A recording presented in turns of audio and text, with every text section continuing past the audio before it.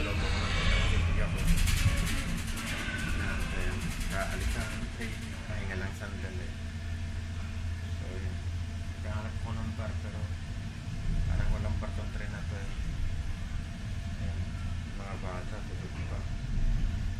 So ito, maya-maya na lang siguro ulit. Natuloy ako maya-maya, makakapag siguro. Yung kasikat na 3:30 na madaling araw ngayon. Sige, mamaya na lang ulit. Ito kami sa bahay ng Tito Chris. Pero buksan ito pa, hindi ka taga dito. Ito. Panti saksi ay ini ko. Ay, yan sa Tito Renato yan. Bilhin niya na Tito Renato. 4.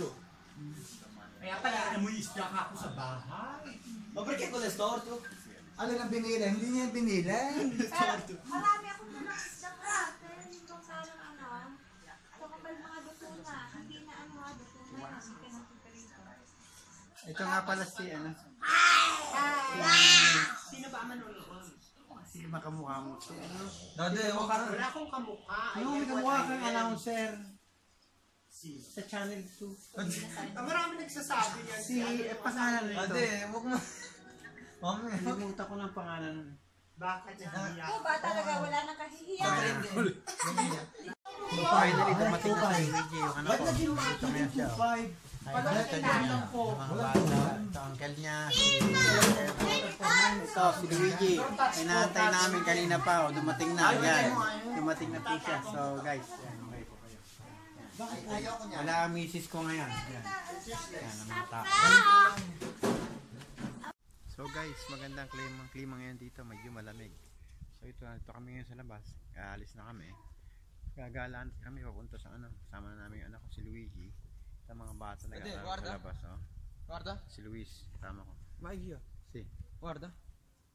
Okay. Dito po kami ngayon sa labas ng bahay. Ito po. Ayan po. Yung mga bata. Medyo maganda yung climate dito, siguro mga 10 ngayon ang ano, ang centigrade, kaya malamig, hindi ko masyado malamig. Tama ko po yung mga anak, namating na po sila.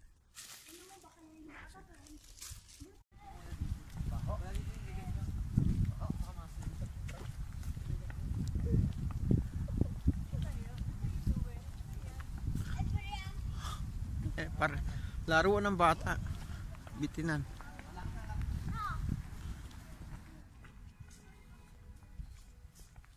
So, sa lamig dito, maganda rin ang climate dito. Hindi mainit. Hindi rin sobrang lamig, okay lang. Pero sa Italy, 37 degree. Dito mas okay. Dapat ka nag-jacket ako, medyo malamig eh. Ayan po.